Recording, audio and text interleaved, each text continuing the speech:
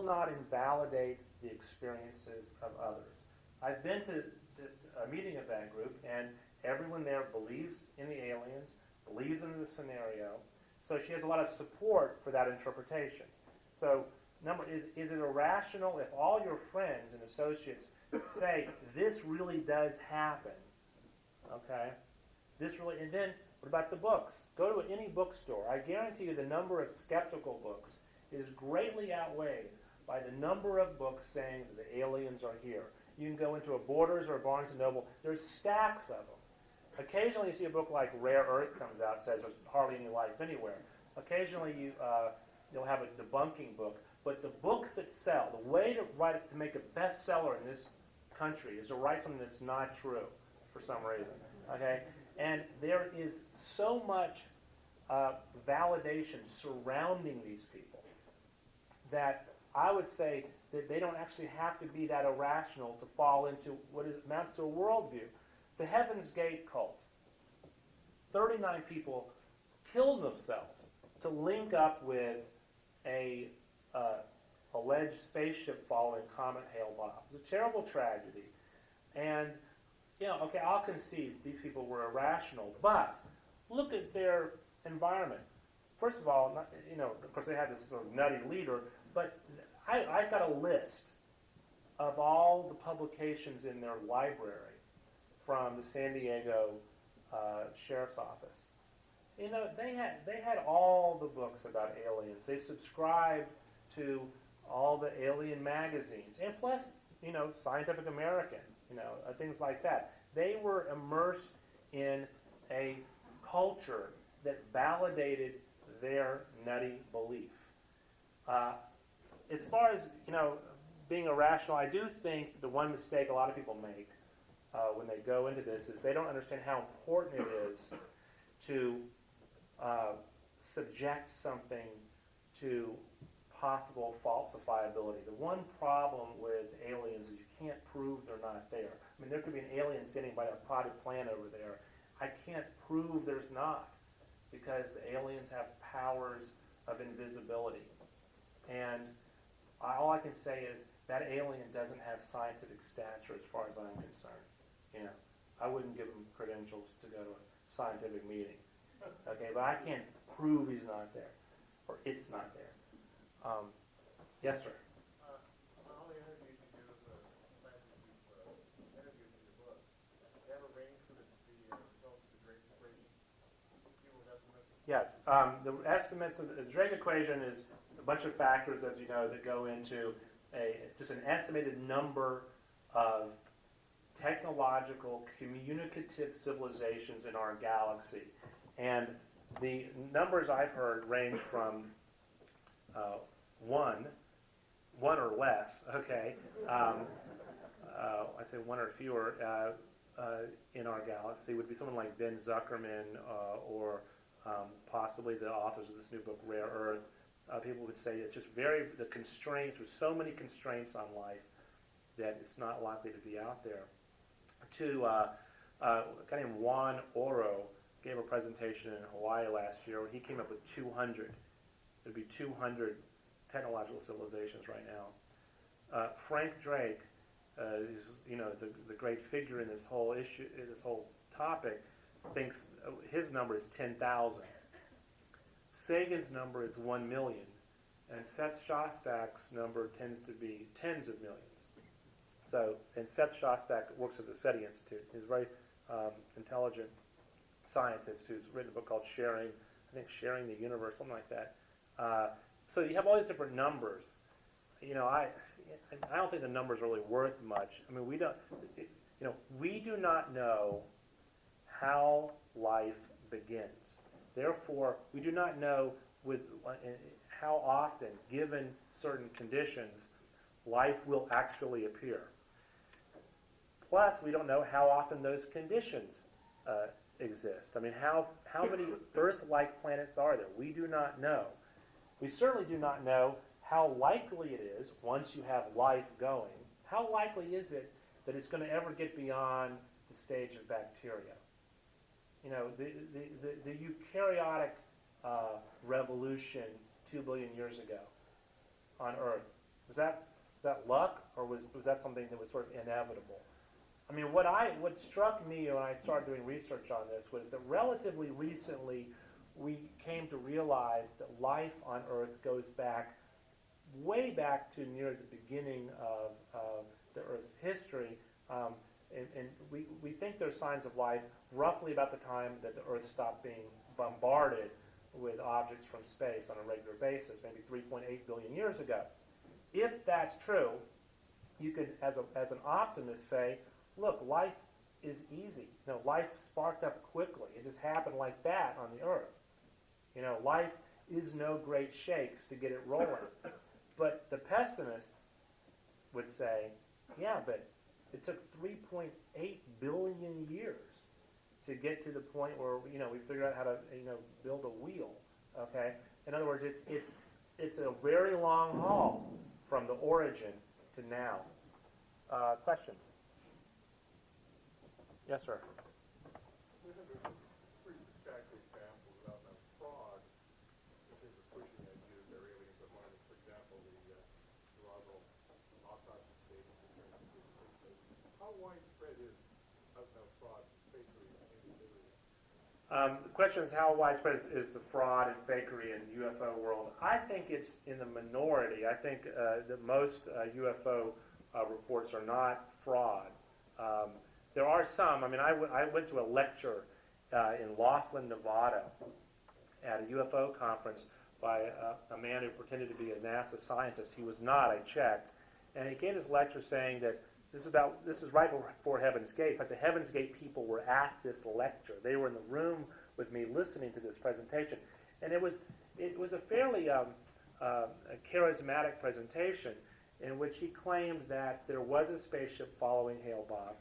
It was going to somehow trigger a gravity wave, which was going to pass through the Earth and somehow spark or activate 12 strands of DNA in all of our bodies, which would then have some wonderful effect. And this is all going to happen in the next 24 hours. In science, things are always going to happen practically never. Okay, 100 billion years from now, something's going to happen, right? Okay, in the UFO world, it's happening tomorrow morning. 8:30. Set your clock. And I confronted the guy afterwards, and I said, come on, is any of this stuff you're talking about? Did you just make it up, and what's going on? He says, look, I'm telling people what they want to hear. And he inscribed one of his books to the Heaven's Gate people, and that was one of the books they left behind in the library when they were all dead. But a lot of fraud. I mean, like the Roswell crashed saucer case. Would you call that a hoax, a fraud? No, I would call that a homegrown American myth. I mean, you go to Roswell. When I was there were two different museums, each with a different version about what happened, each with a different crash site, and each with like posters making fun of the other place for getting the story wrong. I went out to this ranch, the Corn Ranch. The Corn family owned this ranch. And there was like a little, I guess you call it an arroyo. It was like a little gulch. And in fact, this part of the world is pretty dismal. I mean, there's not a whole lot in Roswell. I hope no one is from Roswell. It's a beautiful place, magical. Great restaurants. It's like Manhattan. Just out in the middle of this field, there's this like little gulch, and that, according to the UFO researchers, is where the flying saucer crashed. Okay, which is actually the only sort of scenic spot within 50 miles. It just happened to crash there. They have the technology. They can cross, from Alpha Centauri to here, with no problem. But then, like a thunderstorm, crashes a saucer. But there are people leaving all these little notes saying, we're so sorry about what happened when you crashed here, and we love you, and all these really emotional notes from people, at this site. And I started talking to the family, and I said, what's it like to own the ranch, where this famous thing happened? They said, well, we didn't know anything about it until a couple of years ago. These guys showed up and told us that this was a crash site. So somehow in 1947, the flying saucer crashes there, and they don't find out until 1995 or something. And that's how the story works, is that, you go there and you scrape the slightest bit into that Roswell story, and it's just vapor, right? But it's a powerful and a very evocative myth that a lot of people believe in. There was a book that was written called by Phil Corso called The Day After Roswell, where Phil Corso claimed to have seen the bodies from Roswell, and he did work for a while in the Pentagon. That book is a hoax. That book is what he. I mean, it's not true what he wrote. But a lot of people believed it, and it sold very well. So what can you do? Questions? We're running on time here. I guess we got time. Questions? Yeah.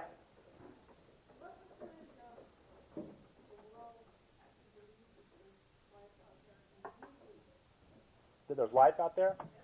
I believe there's life out there. I think that even with pessimistic numbers going into like your own little Drake equation, it's kind of hard to get it down to nothing out there. It just stands to reason to me that what has happened on Earth could happen elsewhere. But that said, that's just a guess, and I think we need to go find the answer. I think it's something to investigate. It's just pure speculation at the moment. As far as what most people believe, I think most people believe there's life out there. I think most people today believe there's intelligent life out there. The mistake people make, I think, is they're too optimistic about it, that they specifically take intelligent life for granted. What we do not know as we go through our lives is we don't really know what we are. It's very hard to appreciate ourselves. And what does it mean to be an intelligent creature? Well, we now know that at least from the standpoint of science and from the standpoint of evolution, it appears that to be an intelligent creature means that you are the culmination, or at least you are a product of 4 billion years of evolution. How often do you have a biosphere where you have life that can continuously evolve and differentiate over 4 billion years? The whole universe has only been around for about 12, 13, 14 billion years, according to latest estimates. Okay, so at 4 billion years is about a third the history of the entire universe. It's a very long time that there's been evolution here on Earth, according to the world of science. And so being an intelligent creature is you're a 4 billion year old entity. You're the distillate of 4 billion years of information buildup. The simplest E. coli bacterium is an immensely complicated organism. A human being is the most complicated piece of matter that we've ever found in the universe. The human brain, specifically, is an enormous is more sophisticated than any computer we've ever built. It's not a trivial thing to be an intelligent being. So I guess in a visceral way, I object to the way that the people who believe in UFOs just bequeath to these aliens all of the gifts of intelligence that we've been working hard for 4 billion years to get here. So, question? Yes?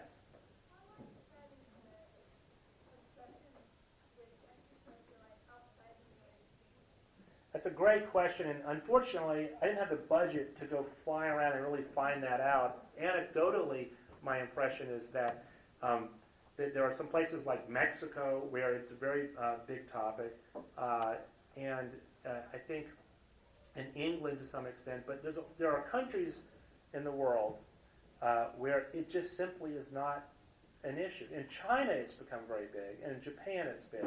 But a lot of places, it just is not a big topic. And I don't really know why that is, but there's no doubt that America is the global leader in ufology.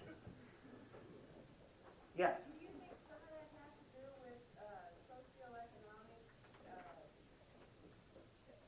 basis and those studies by themselves? I mean, in underdeveloped countries, there are not more applicants. They don't have the education or the knowledge that we do here. Well, you could almost argue that it's a frivolous pursuit, and that it's almost a sign of affluence to be able to sit around and invent these narratives. But I do not know the answer to the question, but my suspicion is that this issue does not cleave along socioeconomic lines. Rich people, poor people, people of all different belief systems, tap into this idea. It's a very powerful narrative. It's not like smart people don't believe in aliens and dumb people do. It doesn't seem to follow along any. The only thing I noticed for certain that sort of separated believers from non-believers is that believers tend to be much more skeptical of the government and of the official story of reality in general. What scientists say.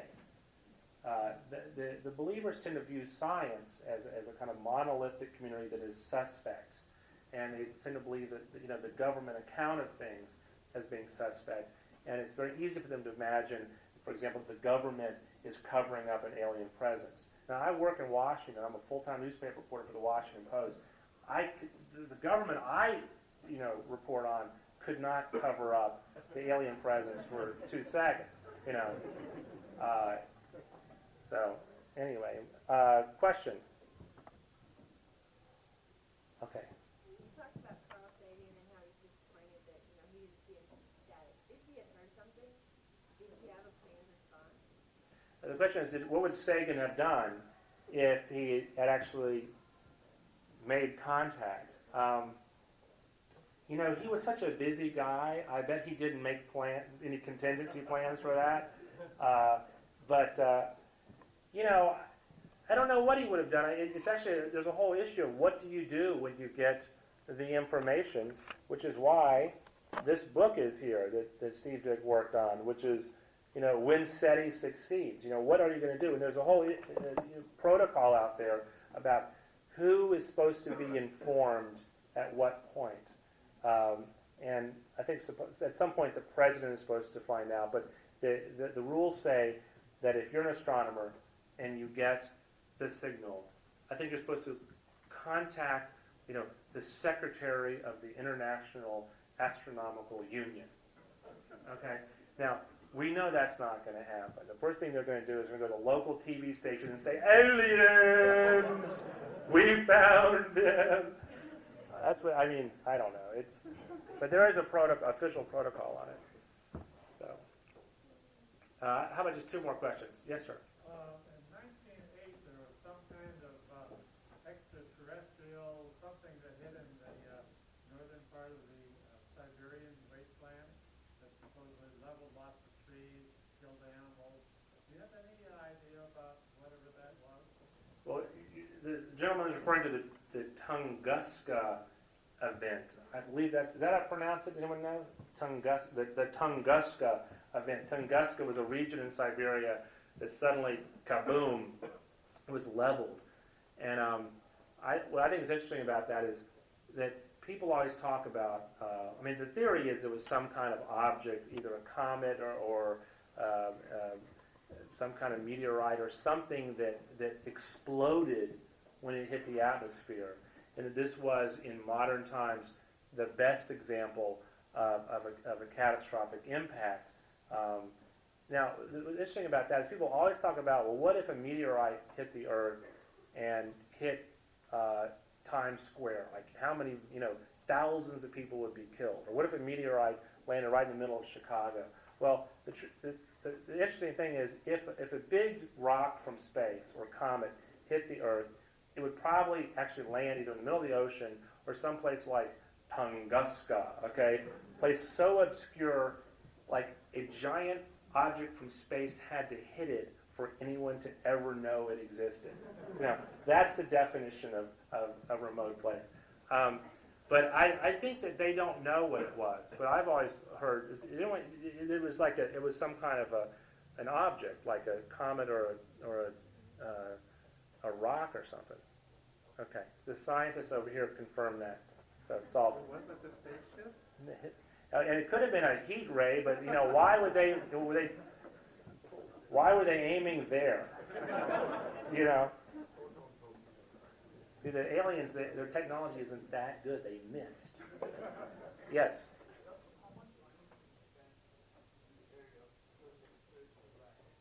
On SETI?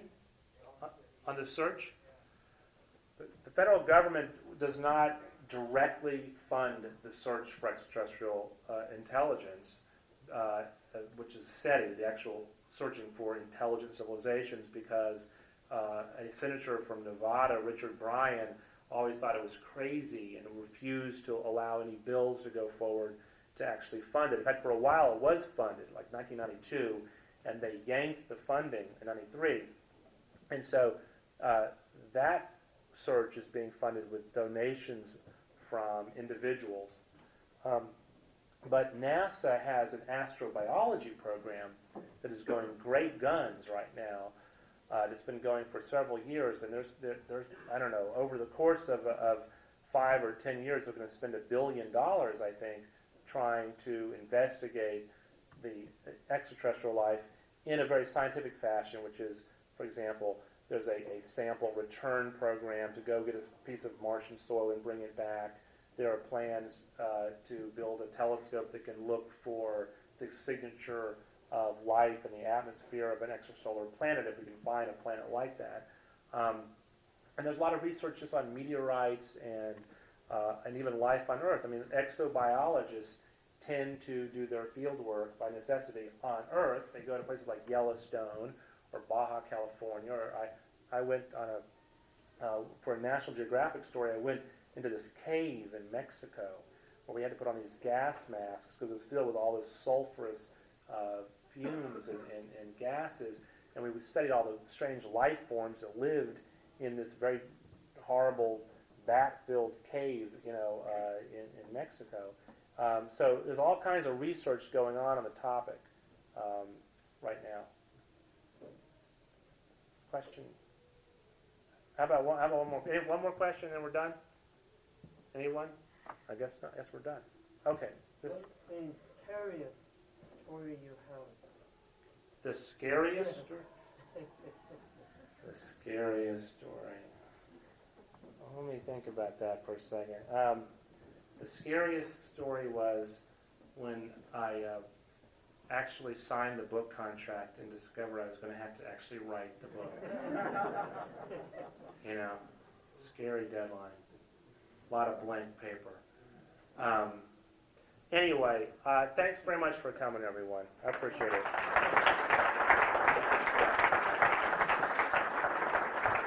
Stick around, I'll think of it, okay? Stick around.